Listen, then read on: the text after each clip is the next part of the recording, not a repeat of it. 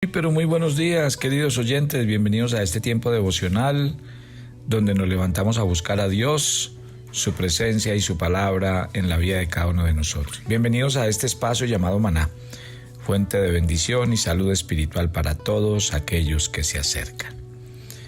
Estamos hablando de la santidad y Romanos en el capítulo 7, versículo 21, nos dice: así que queriendo yo hacer el bien, hallo esta ley, que el mal está en mí. Recuerde que mediante la unión con Cristo en su muerte nosotros fuimos liberados del poder del pecado.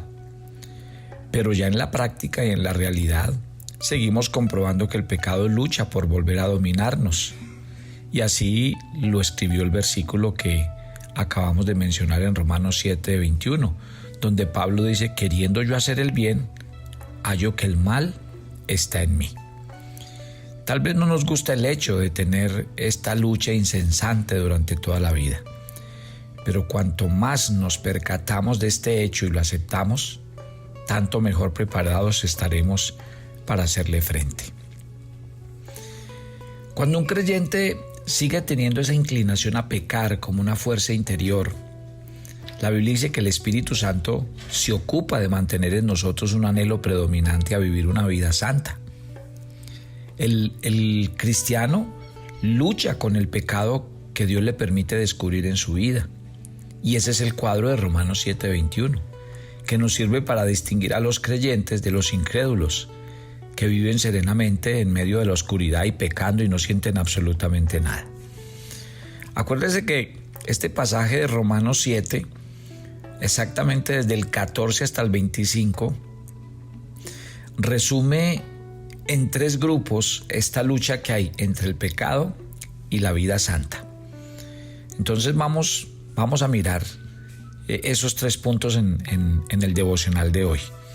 Recuerde que en el devocional pasado, el día de ayer, decíamos que el pecado que mora en nosotros sigue allí aun cuando haya sido destronado, y que aun cuando ha sido derrocado y debilitado, su naturaleza no ha cambiado, porque el pecado sigue siendo hostil a Dios y no puede someterse a la ley de Dios según Romanos 8:7. Así que usted y yo siempre tendremos un enemigo implacable de la justicia en nuestro propio corazón. Veamos entonces cuáles son los tres elementos que nos dice Pablo en Romanos 7, desde el versículo 15 hasta el 24. Él lo primero que dice es que el asiento del pecado que mora en nosotros es el corazón. Y ahí es donde usted y yo tenemos que poner mucho cuidado. De hecho, pues si usted quiere, yo le voy a dar algunos versículos para que usted los escriba y medite en ellos. Por ejemplo, me gustaría que leyera Marcos 7, del 21 al 23, que leyera Génesis 6:5 y Lucas 6:45. Recuerden el texto de Marcos que dice: porque de dentro del corazón de los hombres salen los malos pensamientos, los adulterios, las fornicaciones, los homicidios, los hurtos, las avaricias, las maldades, el engaño, la lascivia, la envidia, la maledicencia, la soberbia, la insensatez. Todas estas maldades de dentro salen y contaminan al hombre. Cuando la Biblia utiliza la palabra corazón, lo hace de diversos modos. A veces, si usted encuentra la palabra corazón en la Biblia, le puede estar hablando de la razón del hombre, del entendimiento. A veces le va a hablar de las emociones, de la voluntad. Pero generalmente, cuando se habla del corazón, denota toda el alma del hombre junto con todas sus facultades. La Biblia nos aclara que el corazón es engañoso e inescrutable para todos, menos para Dios. Ni siquiera como creyentes, usted y yo somos capaces de conocer nuestro propio corazón. Y si quiere, lea 1 Corintios 4, del 3 al 5. Nadie puede discernir plenamente los motivos ocultos, las intrigas secretas, las tortuosidades de su corazón. Y en ese corazón inescrutable mora la ley del pecado. Por eso buena parte de la fortaleza del pecado radica en esto, que luchamos con un enemigo que no podemos ubicar con precisión. Ahora, el corazón es engañoso también porque todo el tiempo nos vive dando explicaciones, excusas y justificaciones a nuestras acciones. Mi querida familia, el corazón nos hace ciegos a aspectos diversos del pecado existentes en nuestra vida, y por eso es que nos hace adoptar medidas que resuelven simplemente a medias el pecado en nosotros, o nos hace creer que el asentimiento mental a la palabra de Dios es igual que obedecer. Sí, la Biblia es muy bonita, amo la Biblia, pero no importa si la obedezco o no. Entonces, el saber que el pecado mora en nuestro corazón y que el pecado es engañoso e inescrutable, eso nos tendría que servir a nosotros para ser cautelosos. Y le quiero pedir, usted y yo tenemos que cada día, cuando oremos en sus oraciones, dígale al Señor que examine su corazón en busca de esos pecados que a veces nosotros ni siquiera reconocemos ni podemos ver. Así oraba David en el Salmo 139, del 23 al 24. Examíname, oh Dios, conoce mi corazón, pruébame y conoce mis pensamientos. Ve si en mí hay camino de perversidad y guíame en el camino eterno. O sea que el medio principal que Dios utiliza para examinar nuestro corazón es su palabra. Y cuando usted y yo la leemos, ¿qué estamos haciendo? Estamos sometiéndonos al poder del Espíritu Santo. Por eso es que Hebreos 4:12 dice que la palabra de Dios es viva y eficaz y más cortante que toda espada de dos filos y penetra hasta partir el alma, el espíritu, las coyunturas, los tuétanos, y dice que discierne los pensamientos y las intenciones del corazón. Cuando usted y yo oramos a Dios pidiendo que examine nuestro corazón, tenemos que exponernos constantemente al examen de su palabra. Tenga cuidado cuando ore de permitirle al Espíritu Santo que Él pueda realizar la tarea de examinarlo a usted. Porque si nosotros tratamos de hacerlo, siempre vamos a correr el riesgo de caer en una de las dos posibles trampas. La primera es la etapa de la introspección, ¿sí? Esa que a veces el diablo va a usar para acusarlo y para desalentarlo. Porque si Satanás sabe que puede lograr eso, téngalo por seguro, que lo va a poner a mirar para adentro y a decir: usted no sirve, usted es un mal cristiano. Y la segunda trampa es la de hacernos perder de vista las cuestiones realmente importantes de nuestra vida. Sí, señor, el carácter engañoso de Satanás, que se los menciono mucho a ustedes, unido al de nuestro corazón, que es engañoso, nos lleva a concentrarnos en cuestiones secundarias. El Señor le dijo a los fariseos: ustedes cuelan el mosquito y dejan pasar el camello. Ellos se pegaban de unas bobadas como de sus discípulos no se lavan las manos antes de comer. En cambio, sí pasaban por alto la incredulidad del corazón y no creer a Jesús cuando les pedía que hicieran algo. Y ese es el problema, que muchas veces el pecado nos lleva a ocuparnos de cosas que realmente no son tan importantes. En cambio, nos lleva a ignorar cosas que están acabando con nuestra vida y nuestras relaciones. Solo el Espíritu Santo puede hacernos ver los aspectos a los cuales estamos ciegos. ¿Está claro? Este primer punto es clave. Cuidado e identifique que su corazón, y usted ve que en nuestro medio se habla mucho del corazón, de obedecer al corazón, de seguir al corazón. Ahora, mire este segundo componente de Romanos 7, del 15 al 24, que está muy relacionado al primero. Porque mientras el primero nos dice que el asiento del pecado que mora en nosotros es el corazón, este segundo nos dice que el pecado que mora en nosotros opera principalmente a través de los deseos. Ojo, mi querida familia, desde que el hombre cayó en el jardín del Edén ha sido costumbre escuchar la voz de los deseos más que de la razón. ¿Por qué? Porque el deseo se ha convertido con el andar del tiempo en la facultad más fuerte del corazón del hombre. Y por eso es que la publicidad, el marketing explotan tanto eso. Ponernos a desear, a codiciar, a querer tener eso.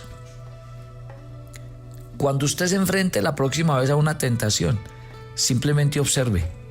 Y usted se va a dar cuenta cómo la tentación está basada entre la lucha, entre el deseo y la razón. Piensa en el ayuno que acabamos de tener. Ahí está. Usted sabe que debe ayunar, sabe que debe practicar esa disciplina espiritual, pero vienen los deseos a decirle. Y le empiezan a, mejor dicho, y empieza uno a ver cosas y hasta lo que no le gusta le parece a uno como rica para comer. Si usted y yo cedemos a la tentación es porque el deseo ha vencido a la razón en la lucha por influir nuestra voluntad. El mundo reconoce este hecho. Por lo tanto, el mundo apela a los deseos y todo el tiempo trata de dominarnos. Por ahí Hebreos 11:25 utiliza una expresión hablando de Moisés, diciendo que él prefirió estar con su pueblo y con los vituperios de su pueblo antes que los deleites del pecado. Y así lo llama, deleites, deseos. Y desde luego, pues podríamos decir que no todos los deseos son malos. Yo sé que hay deseos buenos, pero estamos hablando obviamente de esos deseos que nos inclinan al mal. ¿Qué dice la Biblia cuando somos tentados? Dice que somos arrastrados o atraídos o seducidos por nuestros propios deseos. Así lo plantea Santiago en el capítulo 1, en el verso 14. Así que si usted y yo hemos de ganar la batalla de la santidad, tenemos que reconocer el hecho de que el problema básico lo tenemos dentro de nosotros mismos, que son nuestros propios deseos pecaminosos los que nos hacen ser tentados. Insisto, yo le he dicho a los cristianos, ojo con lo que ve, ojo con lo que oye, ojo con los ambientes donde ustedes se mueven, porque eso bombardea mucho y nos pone a tentar cosas que no, a desear cosas que no, de verdad no nos van a llenar, ni nos van a, al contrario, nos van a alejar de Dios.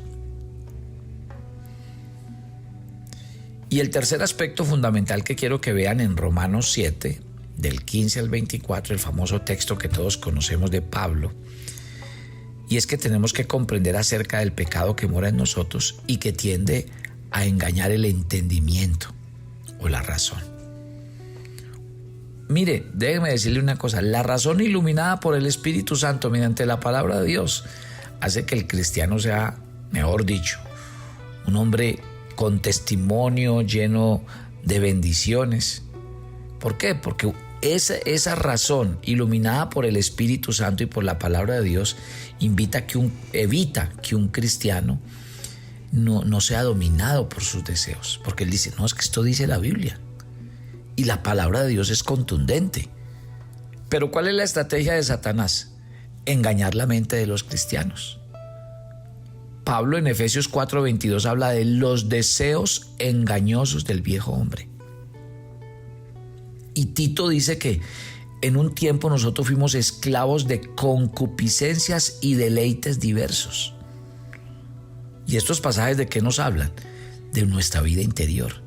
Y es preciso lo que nosotros tenemos que comprender. Ahí está el elemento engañoso que sigue guerreando contra nosotros. El engaño de la mente es llevado a cabo gradualmente, poco a poco. Primeramente, se nos induce a bajar la guardia. Luego, a desobedecer. Y nos volvemos como Efraín. En Oseas capítulo 7, versículo 9, cuando Dios dijo, devoraron extraños su fuerza y él no lo supo. Y aún canas le han cubierto y no lo supo. Increíble cómo el diablo nos puede engañar. ¿Por qué? Porque somos inducidos a bajar la guardia cuando nos volvemos demasiado confiados. Comenzamos a pensar que no, alguna tentación en particular, no, eso ya no, yo ya no caigo en eso. Y resulta que no. Nadie puede decir, a mí no me va a pasar eso. Por eso es que Pablo advierte en la Biblia, el que piense estar firme, mire que no caiga. Incluso cuando estamos ayudando a alguien que ha caído, tenemos que estar en guardia, no sea que nosotros también caigamos, dice Gálatas 6:1. A menudo usted y yo vamos a ser llevados a no obedecer. ¿Por qué? Porque ese es el engaño del diablo. Ese es el engaño. Entonces, mi querida familia, ojo pues con estos 3 elementos que hablamos de Romanos 7, donde Pablo todo el tiempo nos ha explicado en la lucha de la carne. Pero estos 3 elementos, identifíquelos, y esto le va a ayudar mucho a usted en su vida diaria de santidad al Señor. Padre, muchas gracias por esta mañana.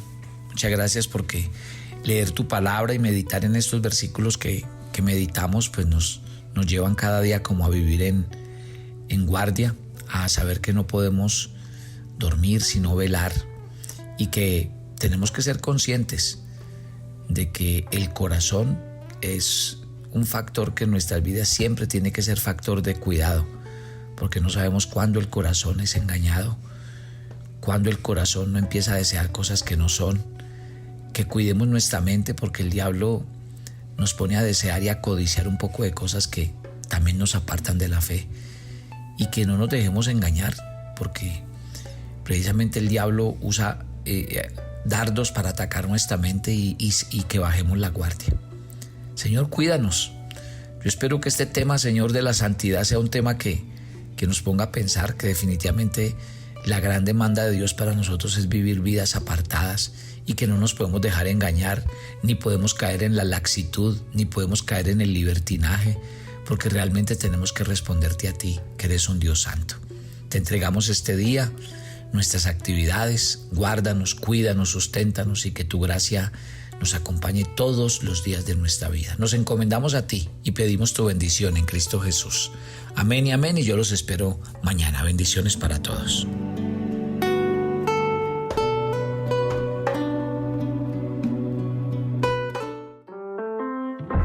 Toma tu agenda devocional Maná. El pasaje sugerido para la lectura en tu devocional personal el día de hoy es Hechos 5, del 12 al 16. Podemos quedarnos solo con el milagro o vivir una vida al lado del Señor Todopoderoso.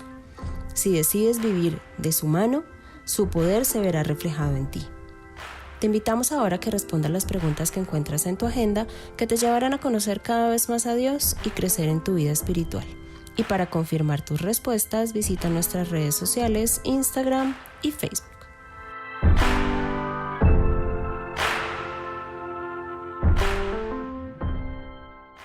¿Quieres enterarte de nuestros temas, reuniones y devocionales? Suscríbete a nuestro canal de YouTube Devocional Maná y da clic en la campanita de cualquiera de nuestros videos para activar el recordatorio. El maná era diario. Se recogía muy temprano en la mañana.